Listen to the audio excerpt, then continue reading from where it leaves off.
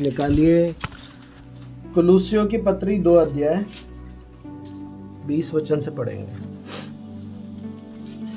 यहीं पे बैठो, 2 का 20 से पढ़ो।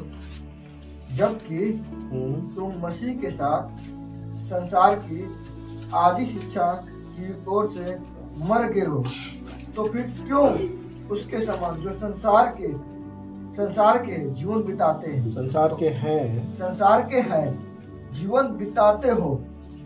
तुम ऐसी विधियों के बस में क्यों रहते हो? जीवन बिताते हो कि आगे क्या है? मनुष्य की आज्ञाओं। तुम लिखा है इसमें सर। तुम ऐसी विधियों। अच्छा, ओके। मेरे बाइबल में एक सेंटेंस और जोड़ा है, मनुष्य की आज्ञाओं और शिक्षा अनुसार ऐसी विधियों के वश में क्यों रहते हो कि वह ना छूना, उसे ना चखना और उसे हाथ ना लगाना, क्योंकि ये सब वस्तुएं काम में लाते लाते नाश हो जाएगी, क्योंकि ये मनुष्य की आज्ञाओं और शिक्षाओं के अनुसार है। आमीन। ओके, सो यहाँ पे बात कर रहा है कि आप ऐसी विधियों के वश में क्यों रहते हो कि यह ना छूना, उसे ना चखना, उसे हाथ ना लगाना, क्योंकि ये सब वस्तुएं काम में लाते लाते नाश हो जाएगी, क्योंकि ये मनुष्य की आज्ञाएं और शिक्षाओं के अनुसार है। प्रभु में आने से पहले हम बहुत सारी बातें मानते थे, लेकर के चलते थे, जीते थे और समझते थे कि ये सारी चीजें सही है। प्रभु में आने से पहले आप और मैं बहुत सारी चीजें ऐसी करते थे जो कि इंसानी रीति, क्योंकि कुछ हमारे बुजुर्गों ने, कुछ हमारे लोगों ने हमें कुछ बता करके रखा था कि वहां मत जाना, वहां पे भूत रहता है। हाँ भाई, सही बात है। एक बार मैं गया था, तेज हवा चल रही थी, तो मेरे को तो डर लग गया, मैं तो भाग के आ गया वहां से। पक्का भूत रहता है।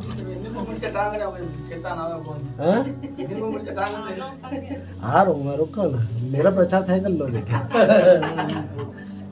प्रभु में आने से पहले ऐसी बहुत सारी बातें हम हमारे जीवन में रखते थे, आज भी रखते हैं कुछ लोग। गुरुवार को साबुन नहीं लगाना, गुरुवार ही है ना? हाँ, गुरुवार को साबुन नहीं लगाते हैं। बृहस्पतिवार गुरुवार एक ही है ना? गुरुवार को साबुन नहीं लगाना। कुछ हम में से भी होंगे, शायद नहीं होंगे तो प्रभु का धन्यवाद है। क्या? वेरी गुड, प्रभु सही पकड़ा है। मंगलवार को दाढ़ी नहीं बनाने, नख नहीं काटने, मंगल का नाखून नहीं काटने। आज मम्मी नहीं है, आना चाहिए था, लाना था। झाड़ू भी नहीं लेना चाहिए। रुको ना, मैं आ रहा हूँ। मंगलवार को नाखून नहीं काटना, तेल नहीं लगाना, है ना? शाम हो जाने के बाद झाड़ू नहीं निकालने का, है ना? है ना? और कुछ उल्टे सीधे लोग आ जाए तो घर के बाहर नहीं निकलने का, है ना? नींबू मिर्ची घर के बाहर टांगने का। आज भी कर रहे क्या हम? कर रहे, कुछ चीजें कर रहे, कुछ नहीं कर रहे। वो सब में से कोई ना किसी ने किसी के लिए कुछ कुछ है, ठीक है? और भी बहुत सारी चीजें आज हमारे अंदर चल रही है, सुनो, है ना? और भी बहुत सारी चीजें हमारे अंदर चल रही है कि अरे लक्ष्मी रूठ जाएगी ना, शाम को झाड़ू ना करियो, है ना? कुछ लोग हमें भी बोलते हैं, रात को अंधेरा हो जाएगा, बच्चों को लेकर के बाहर नहीं निकलने का, गर्भवती स्त्री को भी नहीं निकलने का।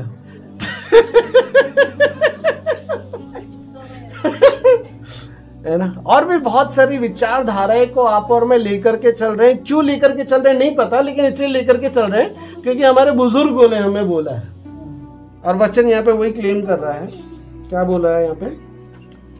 कि वे मनुष्यों की आज्ञाएं और शिक्षाओं के अनुसार है। 22 वचन में लिखा है, हम मनुष्यों की बातों को मान करके लेकर के चल रहे हैं। मनुष्य बोल रहे घर के बाहर नींबू मिर्ची टांगना वो तेरे लिए अच्छा है, ठीक है भाई, हम टांगते आ रहे हैं। मनुष्य बोलते आ रहा है कि जैसी घर बनाया ऊपर चोटी टांग देने का तेरे लिए अच्छा है ना? एक भैरू जी का वो मुंडा टांग देने का वो तेरे लिए अच्छा है, ठीक है? कोई बोलता मटका टांग देने का वो तेरे लिए अच्छा है। संसार के लोग जो हैं इस विचारों को मान करके लेकर के चलता है। मैं समझता हूँ कि वो संसार के लोग हैं। इधर ध्यान दो आंटी, इसलिए प्रार्थना नहीं आती, इधर ध्यान दो, है ना? हम प्रार्थना की जगह गवाहियाँ दे देते हैं। सुनो आंटी, सोना नहीं, आप थोड़ा सामने से रख के बैठो, ठीक है? संसार के लोग इस चीज को लेकर के चलते हैं, लेकिन आज मसीह लोग भी कई बार इन बातों को लेकर के चलते हैं कि ये नहीं करना, वो नहीं छूना, ये नहीं खाना, आज ये दिन है वहां नहीं जाना, आज ऐसा समय है वो नहीं करना, आज वो व्यक्ति आ गया घर के बाहर नहीं निकलना, बिल्ली ने रास्ता काट दी है घर छोड़ करके बाहर नहीं जाने का। अरे इंसान रास्ता काट दी तो तू निकल जाता, बिल्ली काटती निकलता नहीं है, ये क्या है? और भी बहुत सारी चीजें जो हैं आप और मैं अपने जीवन में लेकर के चल रहे होते हैं कि ये नहीं करना, वो नहीं करना। आप प्रभु में आने के बावजूद आज इस चीजों को लेकर के चल रहे हो, ये कितने हद तक के सही। जब आप संसार में होते, यदि आप इस चीज को कर रहे होते कोई दिक्कत नहीं है। एक बार की बात है, इस कहानी से याद आ गई, मेरी वाइफ जब हम शकायना को पहली बार बीकानेर में लेकर के आए थे, जैसे ही वो बीकानेर में आई तो मैं ऑटो से आ रहा था। हम जब ट्रेन के अंदर थे तो ट्रेन फुल एसी थी। कैसे ट्रेन थी? Complete AC. और लगभग कितने घंटे का सफ़र, लगभग समझो 27-28 घंटे का सफ़र, शायद ज़्यादा, 27-28 घंटे का सफ़र करके आ रहे, लगातार एसी के अंदर आ रहे। जैसे ही बीकानेर के अंदर निकले हैं, गरम लपट एकदम, है ना, आग बरसे। तो अब ये जैसी गाड़ी के बाहर है, इनने मुझे बुलाया जाओ जाकर के ऑटो लेकर के आओ। मैं ऑटो लेने के लिए चल गया, थोड़ा टाइम लग गया। तो जैसे मैं ऑटो लेकर के आया, मैडम को बोला चलो चलते हैं। ये तो जोर से गर्म हो गई मेरे ऊपर, बोले दिमाग नहीं है तुमको? हालांकि क्यों, क्या हो गया? अरे अभी एसी से निकल करके आए, बच्चा है, एसी का वातावरण, बाहर का वातावरण, दिमाग इसको गड़बड़ कर देगा ना। अच्छा ऐसा भी होता है क्या? ठीक है चल, लेकर के आया ऑटो में, अभी तो बैठ गया, घर तो चल पहले, बाद में झगड़ लेना। घर गए, घर में जा रहे थे, जाते जाते बीच रास्ते में वो SBI का ATM आता है ना, SBI का बैंक आता है बीच में, है ना। तो SBI के बैंक से थोड़ा सा आगे है तो वहां पे रेलवे फाटक आता है। रेलवे फाटक पे गेट लगा हुआ नहीं है, तो वो रेलवे फाटक पे जो है शकाना बहुत जोर जोर के रो रही है। कहाँ है? यहीं पे। तो बहुत जोर जोर के रो रही है ये, है ना। तो इतने में मैंने उसको बोला एक काम करो, उसको दूध पिला दो, शांत हो जाएगी।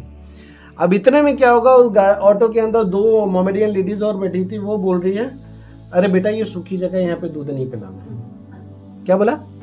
सूखी जगह, यहाँ पे दूध नहीं पिलाना। और उसी वक्त में मेरा इसको बोलना हो गया कि ठीक है एक काम कर, अभी इसको दूध मत पिला। इसके दिमाग में तुरंत क्लिक कर गया, अच्छा ये बात भी, बंदा इस बात को मानता है, चलो कुछ तो मानता है। प्रभु का धन्यवाद।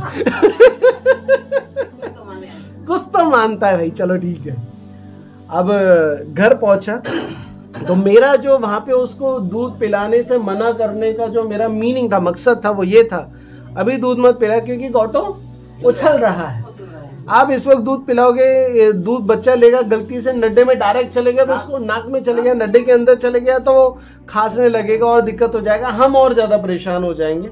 इसलिए इतना रो रहा है, 5 मिनट और रोने दो। वो मेरा कहने का मीनिंग था कि बच्चा परेशान होगा, अपन भी हो जाए। तो इसलिए मैंने मना किया, लेकिन इसने ले लिया कि ये कुछ इस बात को मानता है। चलो ठीक है, हम घर पहुँचे। अब घर पे आए तो ऐसा लगे कि साल भर से घर का झाड़ू नहीं लगा है भाई, क्योंकि यहाँ पे आंधी ऐसी आती है। तो हम हो गया 15-20 दिन हो गए थे घर छोड़े हुए, तो वो वातावरण इतना खराब। अब वो बच्चा लेकर के बैठी है, मैं बोला एक काम करो, उनको मैं, मेरे किराएदार जो है मकान मालिक, उनके इधर बिठा ला। और फिर मैं ऊपर गया पूरा साफ सफाई करने के लिए। अब उस घर में जब जाना था तो एक हमारे परिवार ने कलीसिया के हमको रात को खाने के लिए घर पे बुलाया था। ठीक है, रात को वो परिवार ने हमको खाने के लिए बुलाया था। तो उस घर में जाने के लिए हमको रात को 9 बज गए। कितने बज गए? 9 बज गए। और हम मानते हैं ना, रात को इतने बजे बच्चों को अंधेरे में घर से बाहर नहीं निकल। अब मैं इसको लेकर के जा रहा हूँ, बीच रास्ते में दिमाग खराब है, तो समझता नहीं दूंगा, इतनी रात को बच्चे को घर से बाहर निकलते क्या? खाना नहीं खाना है क्या? अभी चल ले गया, ठीक है चलो। अब रात को 9 बजे लेकर के गया, वहां गए, खाना वाना खाए। अब रात को वहां से निकलने की बात है तो प्रभु का धन्यवाद, वो परिवार ने बोल दिया भैया आज रात यहीं रुक जाओ, रात ज्यादा हो गई है, कल चले जाना। प्रभु शुक्र है आप नहीं डांटेगी, तो रात में ही रुक गए। अब अगले दिन तो मैं घर गया वापस, पूरा काम धाम करके, पूरा घर जो भी करना था सब कुछ किया। फिर रात को 9 बजे घर आया इनके, तो बोले भैया आज भी खाना इधर ही है क्योंकि लेट हो गया होगा, घर पे आपने बनाया ही नहीं होगा। ठीक है, अब वो घर में परिवार में वापस गए खाना खाने के लिए, वहां पे खाना खाया और उस रात को बोले भैया एक काम करो, लेट हो गया फिर से रुक जाओ यहाँ पे। बोला नहीं भैया कल रुक गए, बहुत हो गया, अब घर साफ सफाई सब कुछ हो गया, लेके जाऊंगा। अब रात के बज रहे 10:30 से 11। अब मैं बोल रहा हूँ और जाना है, वो तो रात को 9 बजे डांट रही है मेरे को। अब मैं 10:30 बजे बोल रहा हूँ घर जाना है, अब वो वहां से तो शांत निकल गई। अब जैसे बीच रास्ते में पति दिमाग नहीं है तेरे को कल तो 9 बजे लेकर के निकले थे, आज 10:30 बजे लेकर के निकल रहे हैं, मालूम नहीं है। घर तो चल रहे हैं अभी कि बीच रास्ते में कर लेंगे अब घर पहुंच गए, अब रात को क्या समझाना, अभी सो जाते हैं पहले तो कल सुबह बात करेंगे। अब सुबह हुई तब मैंने एक बात छेड़ी, चला आजा अभी तो कुछ बात कर लेते हैं, गुफ्तगू करना जरूरी है ना। आप और मैं संसार में तो इस विचार को रख सकते हैं बिल्कुल, लेकिन जब आप और मैं मसीह में आते हैं तो मैंने मेरी पत्नी को एक बात समझाया, मेरा परमेश्वर वो नहीं है जो पूर्णिमा के समय में बहुत ज्यादा ताकतवर हो जाएगा, आजा 1-2 खेलते हैं। और मेरा परमेश्वर वो नहीं है कि अमावस्या के समय में हो जाएगा, अरे अभी मेरा उपवास चल रहा है पास में मत आना, मैं डर जाऊंगा, तू देखेगा तो मेरे को देख के डर जाए। मतलब अमावस्या में उसकी ताकत कम नहीं हो जाएगी और पूर्णिमा के समय में उसकी ताकत बढ़ नहीं जाएगी। मेरा परमेश्वर वो नहीं है। मेरा परमेश्वर दिन रात दोपहर शाम आधी रात चाहे सुबह जो भी हो 24 घंटे एक ही सामर्थ्य में रहने वाला परमेश्वर। क्या आप समझ रहे? उसकी सामर्थ्य कभी कम नहीं होती, चाहे दिन समय वातावरण कैसा भी क्यों ना चल रहा। वो वहां पे मैं आपको जैसे इस बात का एहसास कराना चाह रहा हूं, आप और मैं इस डर में अपनी जिंदगी कैसे जी सकते हैं कि अंधियारा हो गया है, कोई आ गया है। आप और मैं इस डर में कैसे जी सकते हैं कि नींबू मिर्ची है तो ठीक है। आप और मैं इस डर में कैसे जी सकते हैं कि मेरे घर में तागा, हाथ में कमर में तागा है तो ही मैं ठीक रहूं। आप और मैं इस डर में कैसे जी सकते हैं मेरे घर में यदि वो काली चोटी टांग के रखी है तो ही मेरा घर सुरक्षित हो। आप और मैं इस डर में कैसे जी सकते हैं कि मैं यदि नींबू मिर्ची को पैर तले रौंद दूंगा तो मेरे को जरूर कुछ ना कुछ उल्टा सीधा लग जाएगा। कैसे जी सकते? यदि एक संसार का व्यक्ति इस डर में जिए तो समझ में आता है कि वो संसार का व्यक्ति, उसको कोई आशा नहीं है। लेकिन मैं आपको एक ऐसा परमेश्वर दिया है जिसकी आशा 24 घंटे आपको है। अब रात को 2 बजे उठ करके भी उसको याद करोगे ना, वो उस वक्त भी आपकी दुआ सुन लेगा और आपके जीवन में काम कर देगा। अब दिन दोपहरी में भी उसको पुकारने के लिए चले जाओगे तो वो मना नहीं करेगा कि अभी सो रहा हूँ, अभी मेरे पास में मत आना। अब सुबह 5 बजे उठ करके भी चले जाओगे, हो सकता है आपको नींद आती है, आप सो सकते हो, लेकिन वो जाग रहा है 24 घंटे। आप कभी भी उसको जाकर के मिल सकते हो। वो 24 घंटे आपके जीवन में आपको सुरक्षा देने के लिए तैयार है, इसलिए वो सोता नहीं है। तो तुम क्यों सोते रहते हो इस बात को सोचते हुए कि मेरा परमेश्वर काम नहीं करेगा? क्यों नींबू और मिर्ची और क्यों और लोगों का डर और क्यों ये तेल और तो क्यों ये साबुन और क्यों ये नाखून और क्यों ये बाल और क्यों और वो चीजें है आपके और मेरे जीवन में आज भी क्यों है? ये आपकी मेरी जिंदगी में नहीं हो सकती है क्योंकि आपने इस प्रभु यीशु मसीह को अपना जीवन दिया। आपने एक ऐसे परमेश्वर को अपना जीवन दिया है जो पूरी तरीके से सामर्थ्य है आपकी जिंदगी में हर क्षण काम करने के लिए। इसलिए आप वो संसार की बातें, संसार की सोच, संसार का जो आपका जीवन था उससे बाहर निकल करके आ जाना है पूरी तरीके से। आपका जो भी डर है पुरानी जिंदगी का उससे पूरी तरीके से बाहर निकलना है, क्योंकि मेरे परमेश्वर के पास भय नाम की चीज नहीं है किसी चीज को लेकर। यदि आपको आपके भविष्य का डर है, परमेश्वर बोलता है चिंता करने की जरूरत नहीं है। आप हेल्थ को लेकर के डर में हो, चिंता करने की जरूरत नहीं है। आपकी इंटरनल शरीर में किसी प्रकार की दिक्कत है, परमेश्वर बोलता है चिंता करने की जरूरत नहीं है। आप संसार में रहोगे ना, संसार आपको डराएगा। ये एक अलग बात है कि आप डर जाओ, लेकिन एक प्रभु का जन होने के नाते मैं कैसे बोल सकता हूं कि आप डर जाओ? क्या आप समझ पा रहे हो? संसार के लोग इस बात की सोच में रहते हैं। किस सोच में? इस सोच में जहां पे लिखा है ये ना छूना, इसे ना चखना, उसको हाथ मत लगाना भाई। अरे ये इंसान के बनाए हुए विचार है, ये इंसान की बनाई हुई कल्पनाएं हैं, ये इंसान के बनाई हुई बातें हैं। इंसान की बातों पे आप इतना यकीन करते हो। एक वचन निकाल लो, गलातियों 4:10।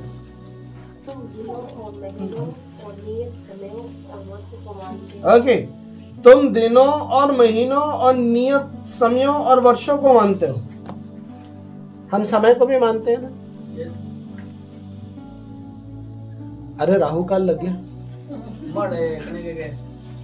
राहु काल लग गया, मल आ गया है, श्राद्ध आ गया है, दिनों को, समयों को, है ना, वर्षों को। अरे ये साल तो बड़ा ही बेकार रहा है। कितना गंदा साल निकला 2024 में। माड़ो आए हो ना, बोले है ना, बोले है ना, करे भी है, माने भी है, जिए भी है। खूब बेकार था यार ये साल। और बड़े तगड़ो साल था यार, इतना काम किया ना परमेश्वर ने, तगड़ा एकदम। हाँ,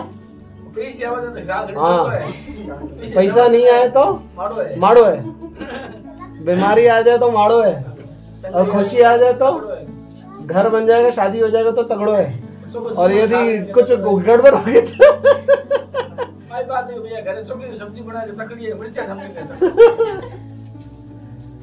क्या समझ रहे हो? आज आप और मैं दिनों में, समयों में, रीत में, काल में, बातों में, महामारियों में, परंपराओं में, परंपराएं, हम परंपराओं में भी रहते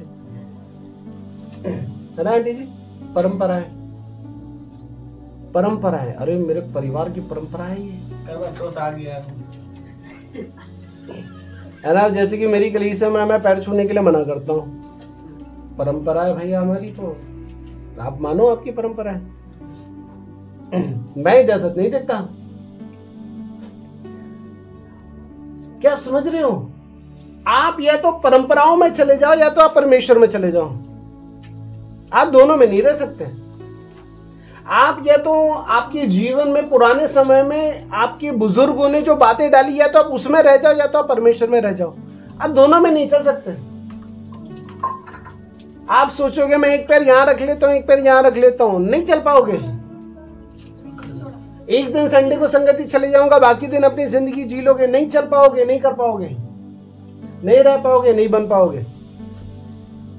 क्या आप समझ रहे हो?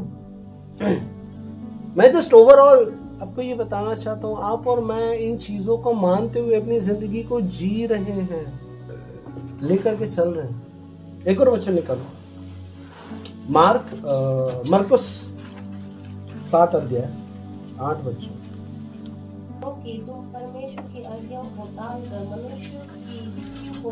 ओके, सिंपल सा। आप और मैं मनुष्यों की रीति को इतनी तवज्जो देते हैं, आप और मैं मनुष्यों की रीति को इतना बढ़ चढ़ करके विश्वास कर लेते हैं। आप और मैं मनुष्यों की बनाई हुई कल्पनाएं, कथाएं, कहानियां, बातों पे इतना अंधविश्वास कर लेते हैं कि हाँ भाई जो है सो बस यही है जो है। लेकिन जब मैं आपको परमेश्वर की बात बता रहा होता हूं, आप उस पर ट्रस्ट नहीं कर पाते हो। सही बोल रहा हूं? संसार आपके पास आता है, संसार आपके पास आता है, तेरे घर में अच्छा नहीं चल रहा, हाँ एक तावीज बना करके देता हूं, घर के ना तेरा चौथे कमरे की दाई तरफ की पलंग के आड़ के ऊपर साइड में जाके लगा देना।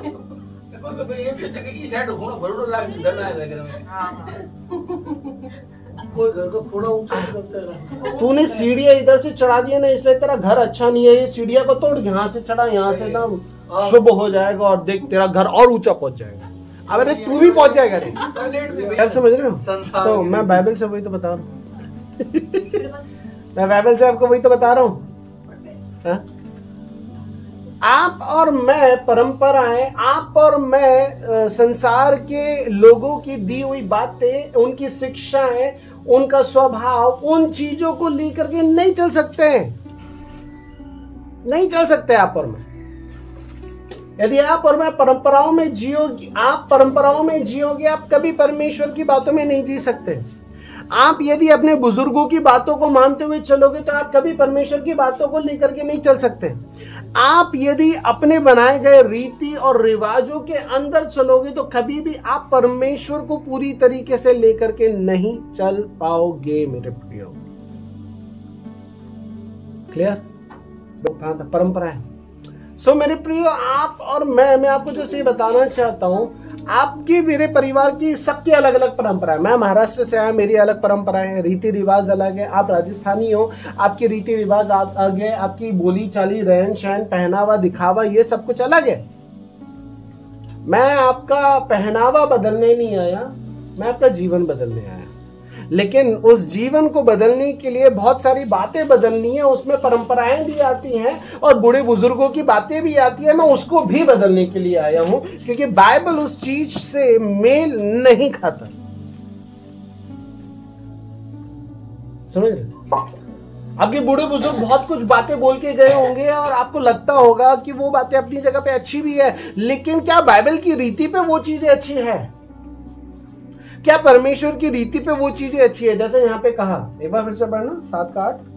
क्योंकि तुम परमेश्वर की आज्ञाओं को टालकर मनुष्य की रीतियों को मानते हो। परमेश्वर की आज्ञाओं को टालकर मनुष्यों की बातों को मानते। मनुष्य की रीति, मनुष्य के रिवाज, मनुष्य के परंपराएं, मनुष्य के द्वारा ठहराई गई चीजें। अभी जैसे कि एक एग्जांपल देता हूँ, ये बीकानेर, मैं एक भाई को जानता हूँ, एक समय में प्रभु में था, आज भी है, लेकिन उसके पिताजी जब गुजरे,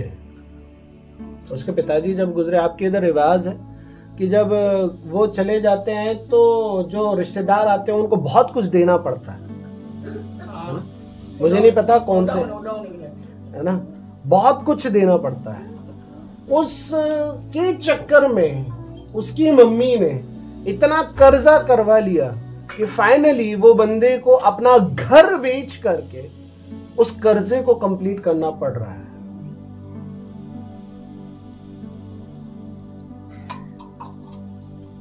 क्या बोला मैं? वो बंदे के पिताजी गुजर गए, वो एक शोक का समय है, और इस शोक के समय में ये रिवाज हमारे पूर्वजों ने बनाए हैं, और वो रिवाज के अनुसार, है ना, आपके नहीं हो सकते हैं, लेकिन यहाँ पे जो एक हुआ है, मैं एक एग्जाम्पल दे रहा हूँ परंपराओं को समझाने के लिए। अरे सुनो ना, तो उसके चक्कर में उसकी मम्मी ने खूब कर्जा करवा दिया, और वो बंदे ने कर भी लिया। माँ बोल रही है, उसने कर दिया माँ के मानने के चक्कर में, और फाइनली क्या हुआ, जब उसको वो कर्जा, चुप रहो,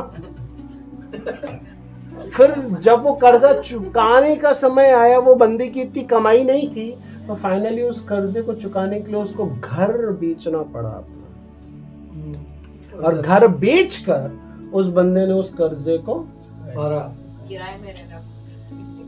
बता। तो मैं बीच में मत बोलो, सुनो, अभी आपको बोलने का समय नहीं, आप आखिरी में बोलना।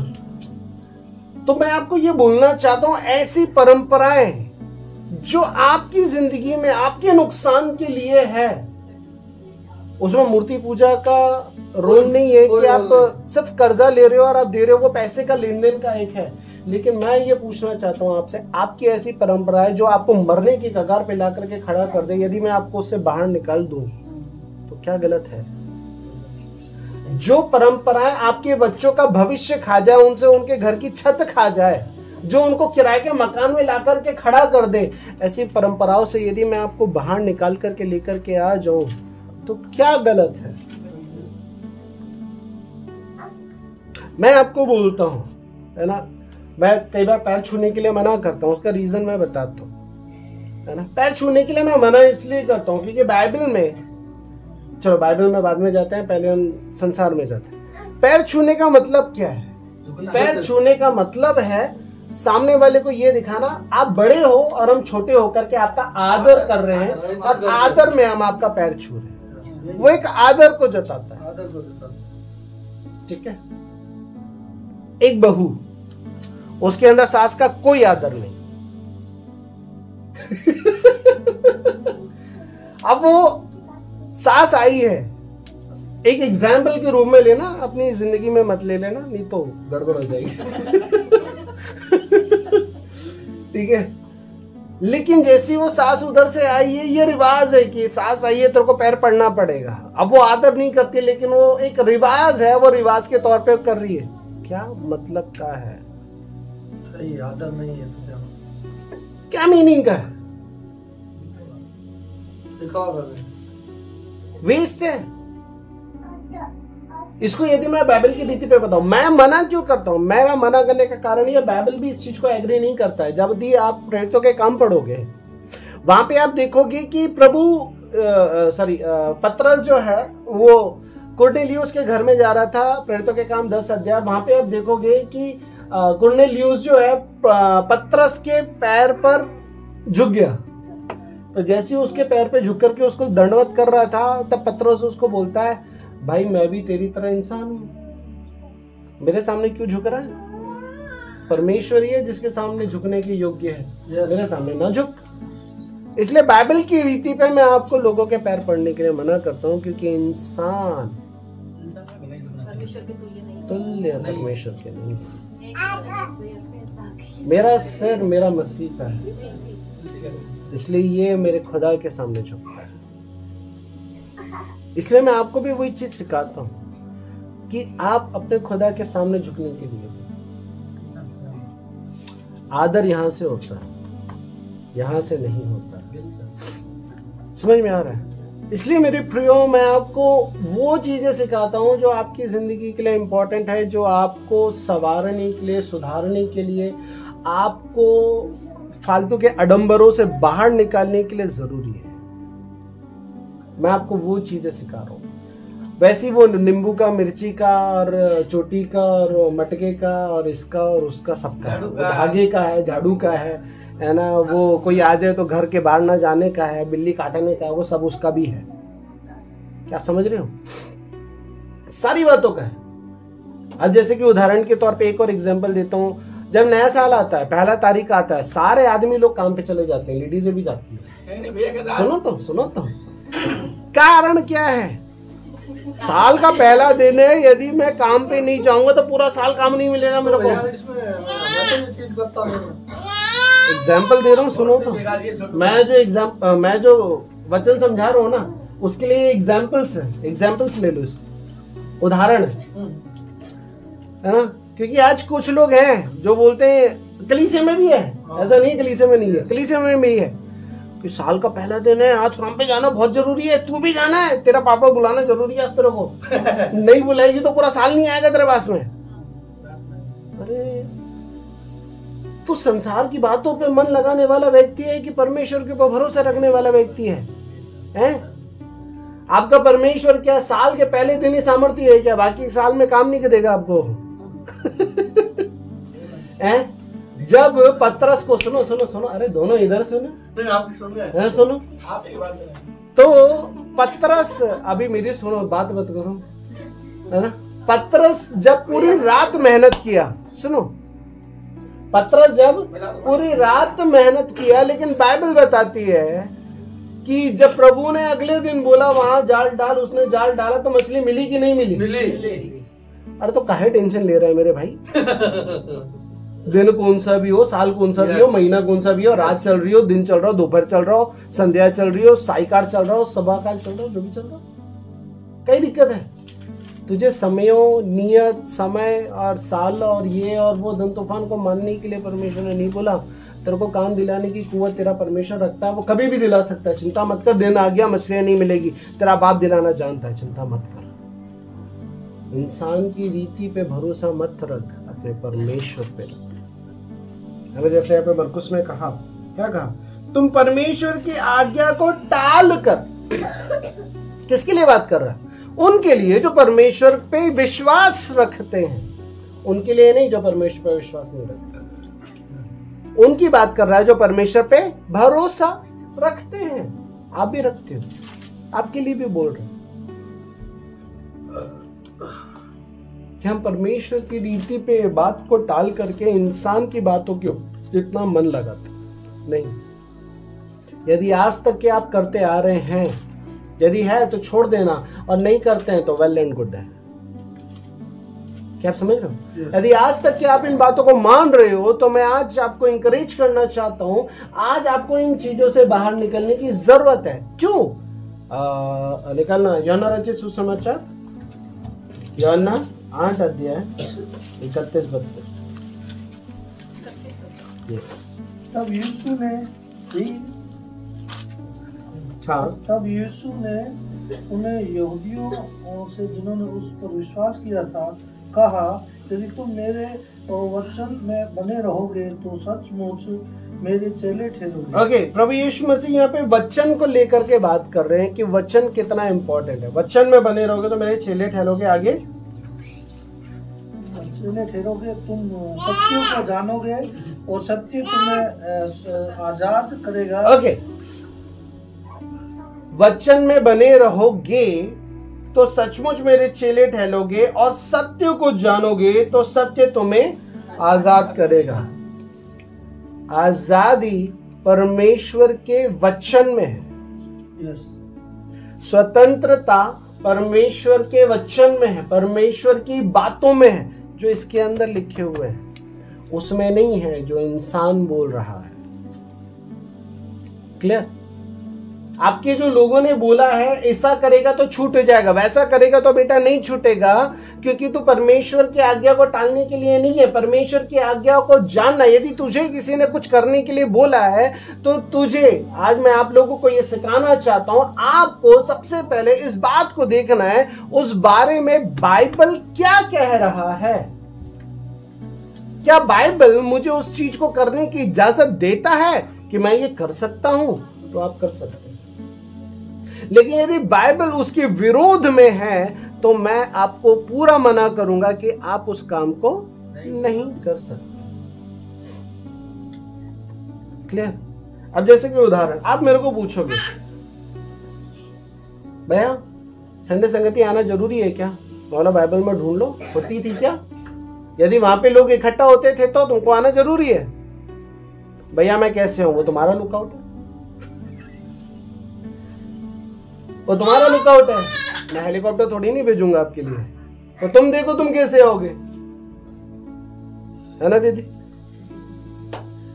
वो तुम्हारा लुकआउट है, वो तुमको टेंशन लेना पड़ेगा। वो टेंशन भी पादरी लेगा तो फिर कैसे चलेगा?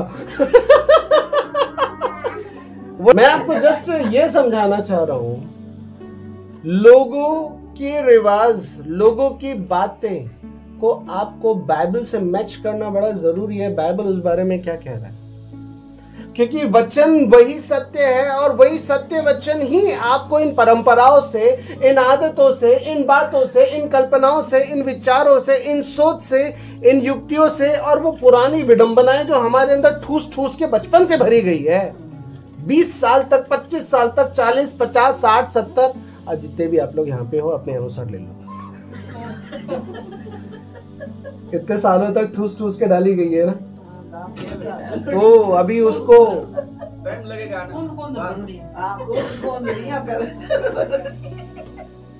उसको यहाँ से बदलना है ना आंटी? इसलिए हमको वो जो दीवार पे टंगे हुए फोटो हैं उनको जाकर के ऐसे नहीं करना पड़ता है।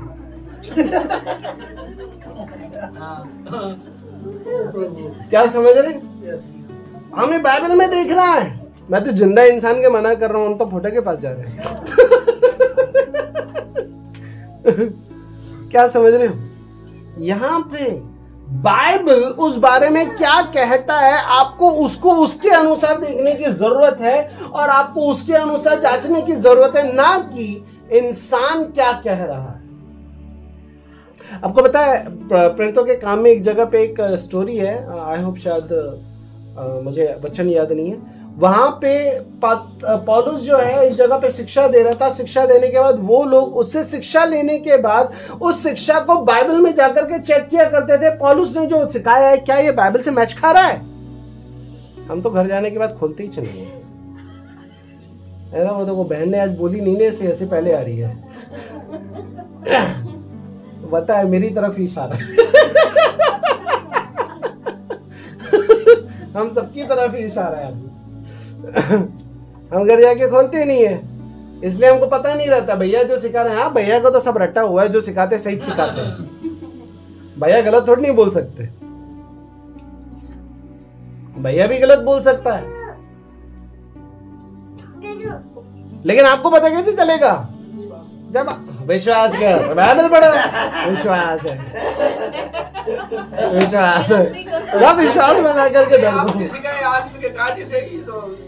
बाइबल में चेक करो ना। लोग, मैंने अभी क्या बताया, वो लोग बाइबल में चेक कर रहे थे पौलुस की सिखाई हुई शिक्षाओं को। मेरे भाई, अरे हाँ वो देखो वो एग्री कर रही है।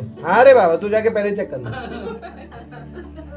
वो पौलुस जैसे व्यक्ति की शिक्षाओं को जाकर के चेक कर रहे थे, जिसने बाइबल में नए नियम में आधा से ज्यादा नए नियम लिख डाला। उसकी बातों को वो बाइबल से जाकर के चेक कर रहे हैं। तो आप मेरे को बताओ कहां था वो? कहां था वो? लास्ट सेंटेंस, पौलुस। लोग पौलुस की शिक्षाओं को तक चेक कर रहे थे बाइबल के अकॉर्डिंग है कि नहीं है। हम तो बाइबल ही नहीं खोल रहे, हम तो बाइबल ही नहीं पढ़ रहे। आंटी को तो प्रार्थना ही नहीं आ रही, बाइबल का तो पता ही नहीं है। हाँ आंटी, हम प्रार्थना की जगह तो गवाही दे रहे हैं। सबको जय मसीह की।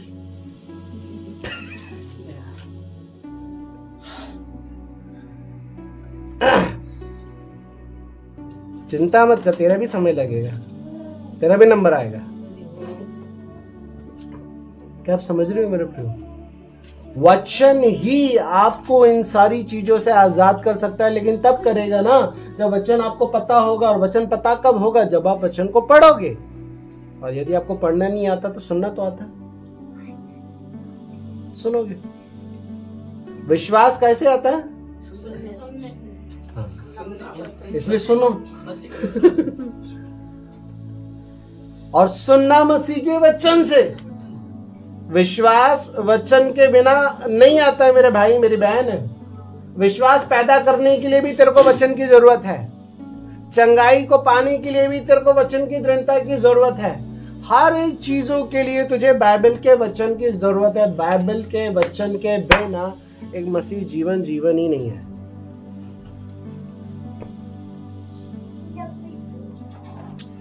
डब्बा डब्बा डब्बा डब्बा डब्बा डब्बा।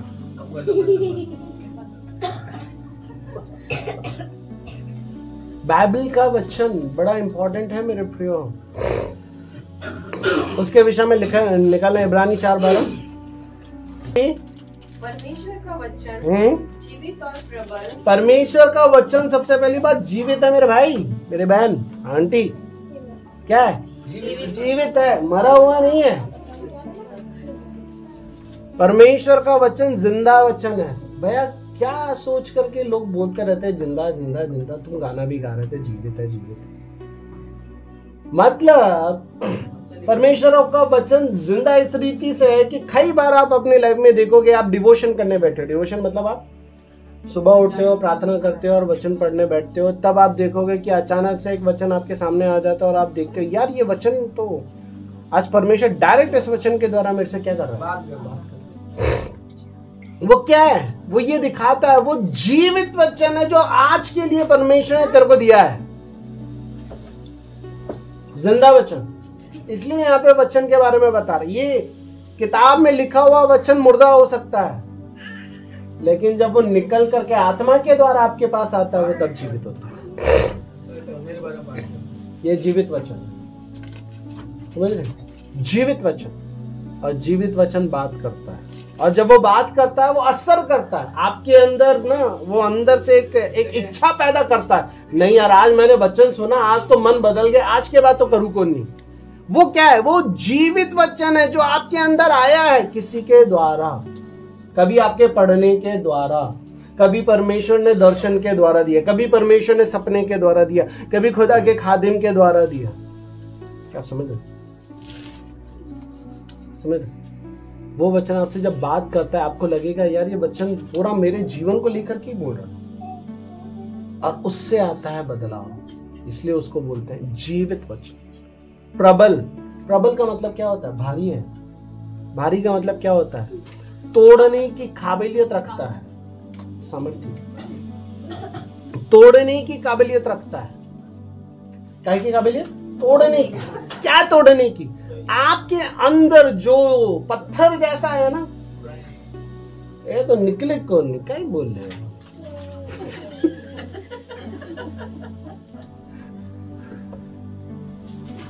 ये तो हो सके कौन नहीं, क्या ही भी बोले हो भाई जी।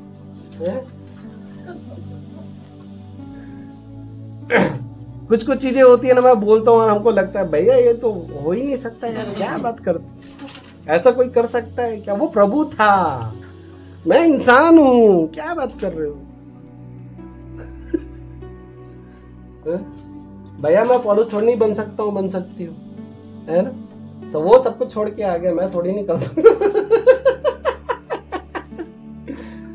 है ना।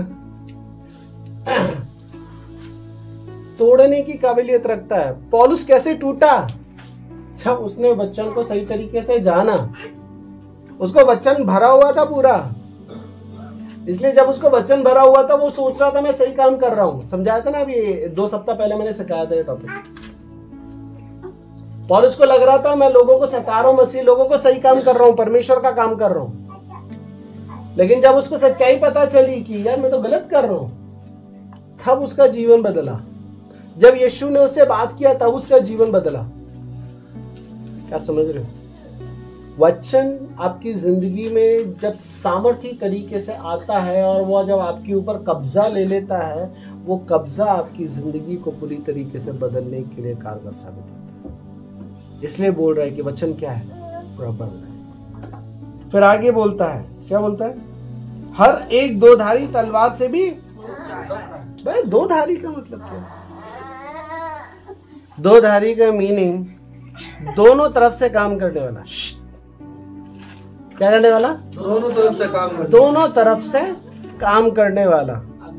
एक वचन को आप देखोगे, अब जैसे कि कई बार आप सुनते होंगे, मैं एक ही वचन कई अलग अलग प्रचारों में यूज करता रहता हूं और हर बार हर प्रचार के टॉपिक्स अलग होते हैं, राइट।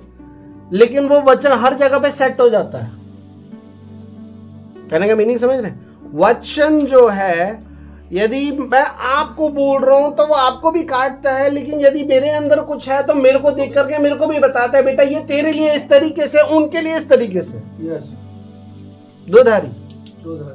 पकड़ने वाला भी नहीं बचता है और जिसको काटना है वो भी नहीं बचता है। तो यार वो पकड़ने वाले को भी देखता है, तो वो भी अपने आप को इसके अनुसार देख, तू भी अपने आप को इसके अनुसार और सामने वाले को भी इसके अनुसार देख। दो धारी, समझ में आया? दोनों के लिए, दोनों तरफा, एक तरफा नहीं। समझ में? फिर आगे, और जीव और आत्मा और गांठ गांठ और गुदे गुदे को अलग करके आर पार छेदता है और मन की भावनाओं और विचारों को जांचता है। परंपराएं, आपकी आदतें कहां बसे हुए हैं? बोलो, कहां बसे हैं? हाँ? घर में? घर को काटना पड़ेगा। वो काटने के लिए तो दान करना पड़ेगा। आंटी चलो कल कोर्ट चलते हैं अपन। आप ही के नाम पे है ना? आप ही के नाम पे? चलो फिर कल चलते। दोनों के नाम पर ही है। आप मेरे नाम पे कर देना, मैं काट दूंगा।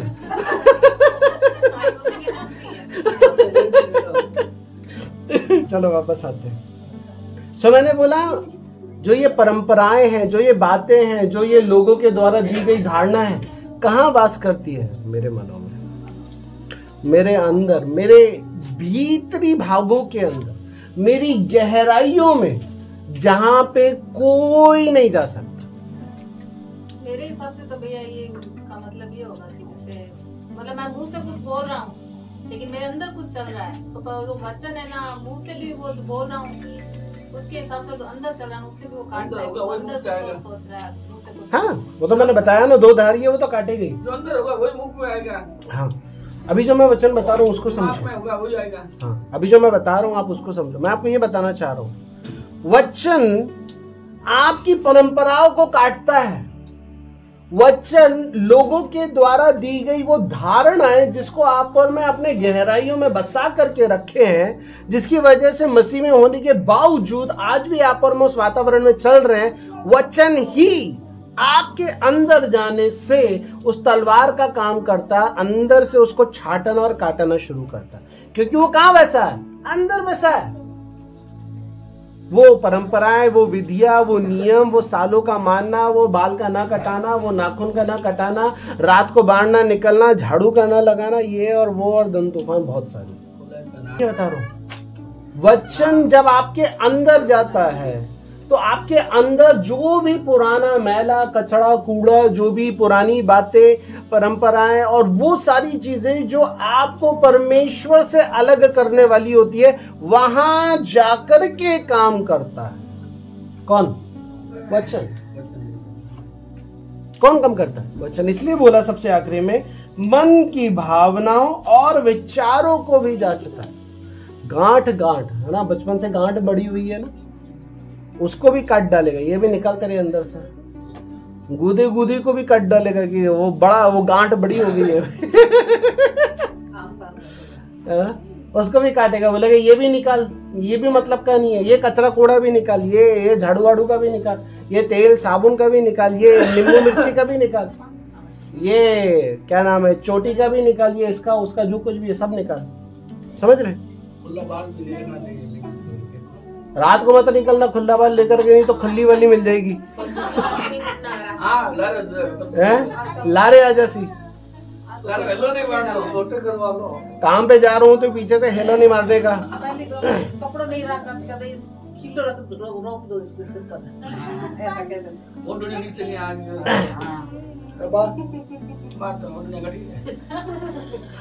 समझ रहे? कपड़ा याद आ कर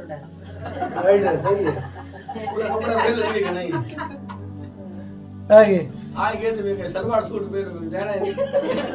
चलो अभी वापस आ जाते हैं, बहुत हो गया, ठीक है।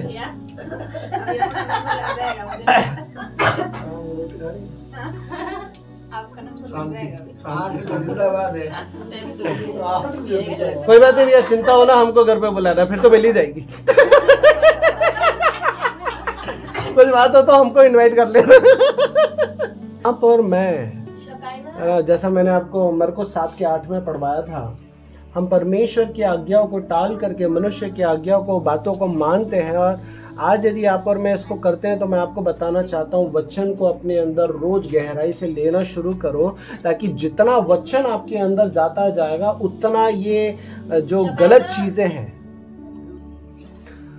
तो जितनी भी गलत बातें आपके अंदर है वो सब वचन ही काटेगा। आपकी सोच विचार क्या कहते हैं वो परमेश्वर के वचन के अनुसार मत डाल दिया करो। कई बार हम क्या करते हैं ना, हम भी आप भी कई बार हम बोलते हैं भैया वचन में ऐसा लिखा है ना, वो कुछ सेंटेंस आप ऐसा बोल देते हो जो शायद वर्ड में नहीं है, लेकिन कुछ बात आप ऐसा निकालते हो। कभी वचन को वैसा मत लो कि वचन में ऐसा लिखा है। कई बार आपने गवाहियों में भी दे दिया ऐसा, मेरे को काटना बड़ा मुश्किल हो जाता है वहां पे, वो कैसे काटो, क्योंकि बहुत सारे लोग सुनते हैं।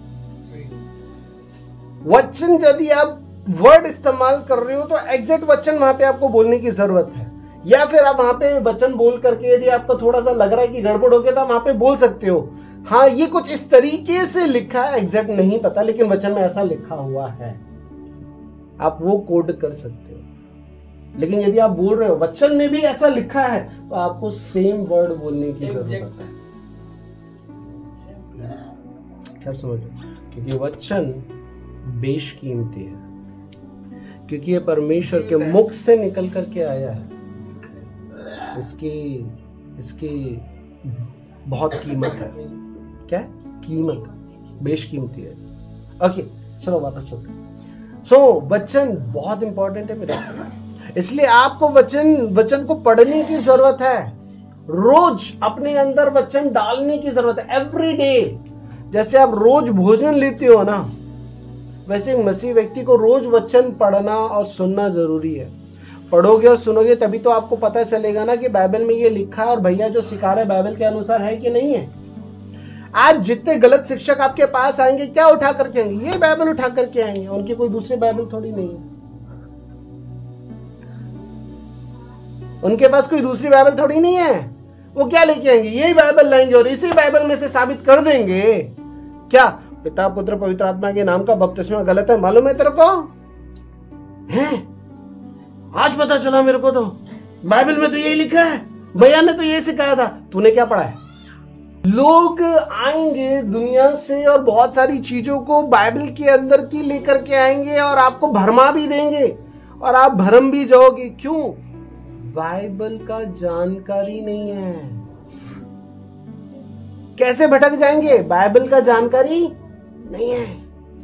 जानकारी होगा तो आप सामना कर पाओगे, जानकारी नहीं होगा तो मैं भी उल्टा सीधा कुछ भी सिखा करके चले जाऊंगा और आप आंख मूंद करके यकीन कर लोगे भैया को तो सब पता है। पौलुस जैसे व्यक्ति को जांच रहे, आप क्या कर रहे हो? क्या कर रहे हो? समझ रहे हो? आपको पता होना चाहिए आपको जो शिक्षा दे रहा है सही दे रहा है नहीं दे रहा है। आप जिसको सुन रहे हो सही सुन रहे हो नहीं सुन रहे हो। आप अभी पैदा हुए हो मसीह में, आने वाले समय में जैसे जैसे आप बढ़ोगे ना, बहुत सारे बैठे हैं दुनिया में तुर्रम खान बाइबल को रट करके आ करके तुमसे बाइबल से ही पूछ लेंगे, बोलेंगे हमारे को तो नहीं पता, चलो वितिन भैया के पास लेके चलते हैं आपको। तो घर में बैठ के सो रहे हो। वितिन भैया जवाब देगा उनको, तुम क्या करोगे? बाइबल पढ़ो मेरे प्रियो, तभी आप सारी चीजों से बाहर निकल पाओगे, परंपराओं से, इनसे उनसे, सारी बातों से, सारे विचारों से। और संसार में जो लोग गलत शिक्षाओं को दे रहे हैं, इसी बाइबल के अंदर से आप जांच परख कर पाओगे ये सही है कि गलत है।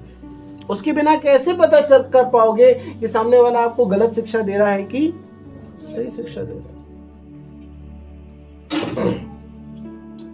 बाइबल का पता लक्ष्य क्या है, उद्देश्य क्या है? किसी को मालूम? बाइबल का उद्देश्य अपने जीवन को परिवर्तन, ये एक आईना है, बदलना, परिवर्तन, हमें अपनी मतलब चेहरा दिखाना। बाइबल आपके जीवन को बदलने के लिए दिया गया है। यहाँ से उठा करके घर पे ले जा करके रखने के लिए नहीं दिया है कि हाँ यहाँ से उठा लिया घर पे ले जाके रखा, 5 साल बाद में घर पे आया तो घर पे भैया देख लो कितना सवार करके रखा मैंने, इसके लिए दिया था क्या तुमको? एक दाग भी नहीं है भैया। सो बाइबल आपके जीवन को बदलने के लिए दी गई है और आपको धीरे धीरे उस स्वभाव में लाने के लिए दी गई है जिस स्वभाव में परमेश्वर आपको देखना चाहता है। लेकिन कैसे होगा? संडे को आकर के सुनने से नहीं होता रे बाबा। इसलिए अगले संडे को पूछता हूं तो बोलते हैं भैया मैंने तो ठाकुर नहीं है ना। सुना तो याद दो थोड़ा सा होता है, दिल के इतना सुने तो थोड़ा सा होता है।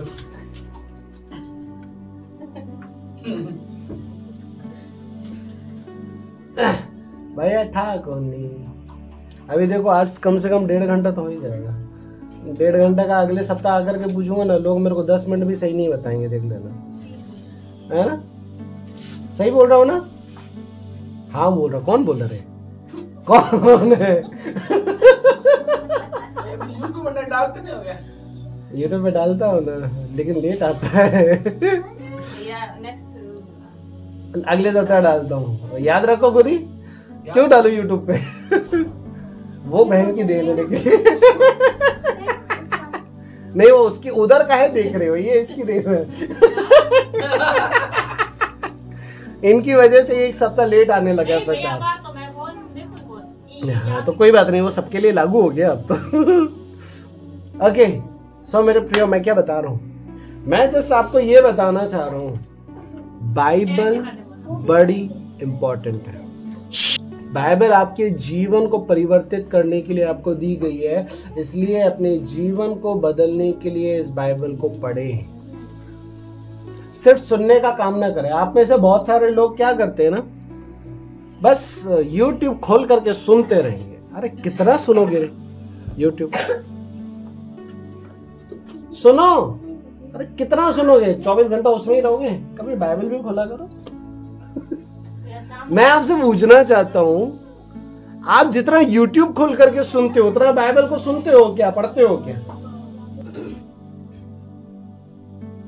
आप लोग जितना YouTube खोल के प्रचार सुनते हो, हाँ, उतना कभी बाइबल खोल करके पढ़ते हो क्या? ये गवैया, ये प्रचार, वो प्रचार है ना, कलीसिया में खूब आते हैं। उन सब से मेरा सवाल है, आप कितना बाइबल पढ़ते हो खोल करके, ये बताओ। बाइबल सबके पास है क्या? सबसे पहले हाथ तो उठाओ, है ना? हाँ, वेरी गुड। आप बताओ कितना बाइबल पढ़ते हो जितना आप यूट्यूब सुनते हो? अरे रुको, बीच में ना बोलो। मैं तो भैया पढ़ने का टाइम होता पढ़ती हूँ, लेकिन जब काम कर रही होती हूँ तब यूट्यूब चला के सुनती। मेरा सवाल जो है ना, मुझे सिर्फ उसका जवाब चाहिए। आपने बोला कि यूट्यूब जितना हम यूट्यूब सुनते हैं, क्या उतना हम बाइबल पढ़ते हैं या फिर सुनते हैं? शायद मैं तो वो आप बोल रहे हो तो परमेश्वर सुन रहा है, वो परमेश्वर को मालूम है। वो आप और परमेश्वर का लेखा है, इसलिए बोलने से पहले भी सोच के बोलना। आपकी लाइफ आपको पता है। मैं तो इंसान तो बहुत होती है भैया, पता नहीं क्या है कि इसको हाथ लगाने से पहले वो यूट्यूब में गवाइयाँ भजन, उसमें ही बात नहीं निकल सकता। भजन वो सुनता हूँ, मैं बोलूंगा वो भी गलत है। यदि आप बाइबल से ज्यादा किसी प्रचारक को सुन रहे हो, आप गलत दिशा में जा रहे हो। और यदि एक प्रचारक आपको ये चीज नहीं सिखा रहा है कि तुझे बाइबल ज्यादा पढ़ने की जरूरत है बजाय इसके कि तुम मुझे सुने, वो भी गलत है। बताते हैं। आपको YouTube से ज्यादा, आपको Facebook से ज्यादा, आपको Instagram से ज्यादा बाइबल पढ़ने और सुनने की जरूरत है। इतना समय हो गया अभी तक कि हम सुन रहे हैं। कब अपना तैयारी शुरू करेंगे बाइबल का? कब उसको मैं ले लूंगा कि कल चल करके मैं ऐसा कर सकूं? कब मैं वैसा बन जाऊंगा कि मैं चल करके वैसा कर सकूं, बोल सकूं, सिखा सकूं, समझा सकूं? कैसे होगा? इसलिए आज आपको सिखाना चाहता हूं, आप इधर उधर समय ज्यादा बिताने से ज्यादा अच्छा है आप वो समय बाइबल में बिताओ। आप लगा के सुन रहे हो, वचन लगाओ, वो सुनो। आत्मा अंदर बैठा वो सुन रहा है, वो सुन रहा है, वो प्रिपेयर होगा। उसको सुनाते रहो, डालते रहो, डालते रहो। प्रचार की नहीं बोल रहा हूं, वचन की बोल रहा हूं। इसको डालो, इसको सुनो, अच्छी बात।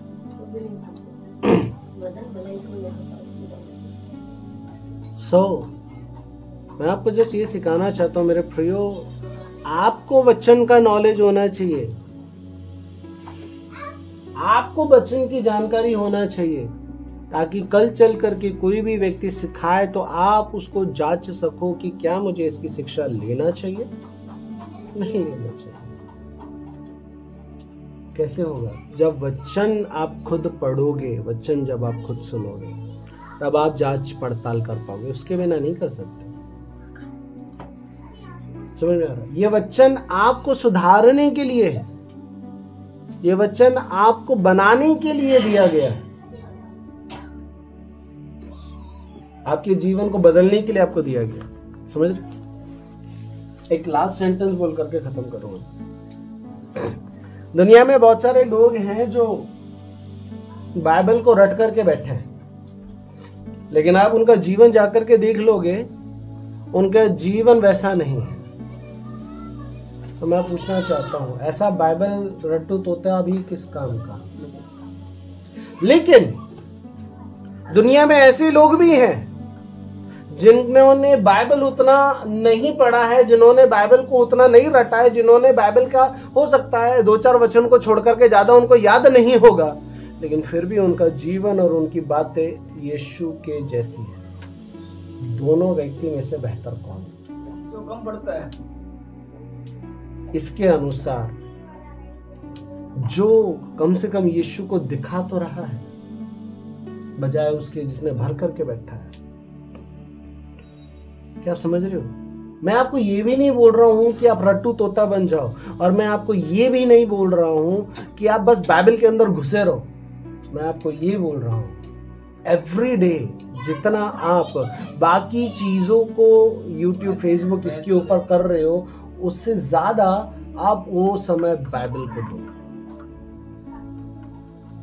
आप यदि 2 घंटा प्रार्थना कर रहे हो, 2 घंटा बाइबल को दो। यदि आप 2 घंटा प्रार्थना कर रहे हो, आधा घंटा बाइबल को दे रहे हो, वो भी सही नहीं। आप फिर पलड़ा ऐसा हो जाएगा। समझ गया? आपकी प्रार्थनाएं, आपका वचन प्रॉपर वे में चलने दो। 1 घंटा बाइबल, 1 घंटा प्रार्थना, 2 घंटा बाइबल, 2 घंटा प्रार्थना, 1.5 घंटा बाइबल, 1.5 घंटा प्रार्थना। लेकिन वचन को तवज्जो दो मेरे प्रियो, वचन को पढ़ो, वचन को जानो, वचन को अपने अंदर रखो। आप वचन याद कर सकते हो, करो, रख सकते हो, रखो, लेकिन रखने के बाद अपने जीवन को वैसा बनाओ। उन लोगों की तरह नहीं बनना है जिन्होंने वचन को तो रट के रखा है, लेकिन उनका जीवन नहीं है कि जिसको हम एग्जाम्पल के रूप में लेकर के चल सके। वचन तो शास्त्रियों फरीसियों को भी याद है, लेकिन उसका क्या करें? वचन तो जाकिर नायक को भी याद है, लेकिन उसका क्या करें? वचन तो बहुत सारे आर्यंस हैं, उनको भी याद है, लेकिन उनका हम क्या करें? उन्होंने वचन को रट करके रख लिया अपने पास, लेकिन क्या फायदे का? आप तक वचन पहुंचाया गया आपके जीवन को बदलने के लिए। आप तक वचन पहुंचाया गया आपके जीवन को संवारने के लिए। आप तक वचन पहुंचाया गया ताकि आप उस वचन के द्वारा बदले। आपकी परंपराएं की बातें, आपकी पुरानी बातें, आपके जीवन की बातें, आपकी वो सारी बातें जो परमेश्वर के वचन के खिलाफ है, आप उसको वचन से चेक करना है। लेकिन कब करोगे? जब आप वचन पढ़ोगे, वचन अंदर होगा, तभी तो पता होगा कि ये कहाँ लिखा है। नहीं तो क्या करोगे? जैसे कुछ आया, भैया को फोन करो।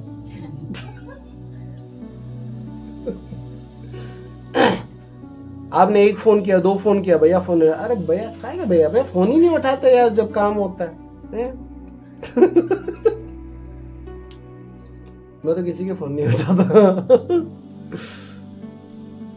लेकिन आप उस वक्त उसको खुद जांच कर पाओगे कि हाँ, ये चीज बाइबल में लिखी है, ये मुझे पता है, इसलिए मैं ये कर सकता हूँ, और ये मैं नहीं कर सकता हूँ क्योंकि ये भी बाइबल में लिखा है, मैंने पढ़ा है। समझ में? कैसे जांच पड़ताल कर पाओगे? वचन के बेस पे। वचन के बेस पे आपकी जांच पड़ताल का बेस आपका वचन, परमेश्वर का वचन, आपका नहीं, मेरा भी नहीं। आपका अनुभव आपसे क्या कहता है ना, वो इंपॉर्टेंट नहीं है, लेकिन आपके अनुभव के ऊपर आपके परमेश्वर का वचन है।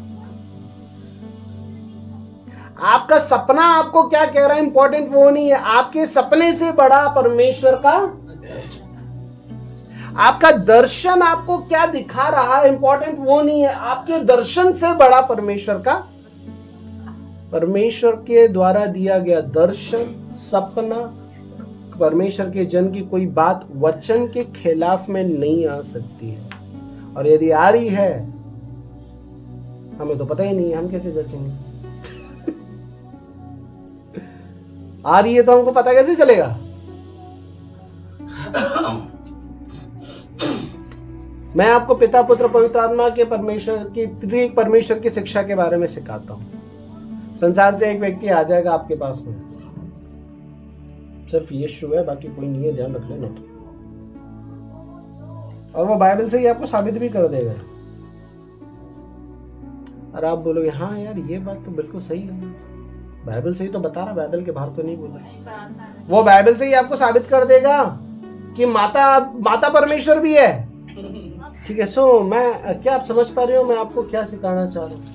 मैं आपको जस्ट ये बताना चाह रहा हूँ कि आपका बेस परमेश्वर का वचन होना है, आपकी नींव परमेश्वर का वचन होना है, ना कि आपका अनुभव होना है, ना किसी खादिम के द्वारा कही गई बात होना है, ना आपका सपना होना है, ना आपका दर्शन होना है, ना कोई और बात होना है। आपका बेस परमेश्वर का वचन होना है। और वो बेटा बेस तेरा तभी तो बनेगा जब तो वचन को पढ़ेगा और सुनेगा, उसके बिना कैसे बनेगा बता? कैसे बनेगा? भैया मैं तो ठाकुर नहीं है। क्या आप समझ पा रहे हो? इसलिए आज इतना ही बता करके खत्म करना चाहता हूँ मेरे प्रियो, कि वचन को अपना बेस बनाए, वचन आधारित अपने जीवन को चेक करने की कोशिश करें। कोई भी बात आए उस चीज को वचन से आपको देखने की जरूरत है।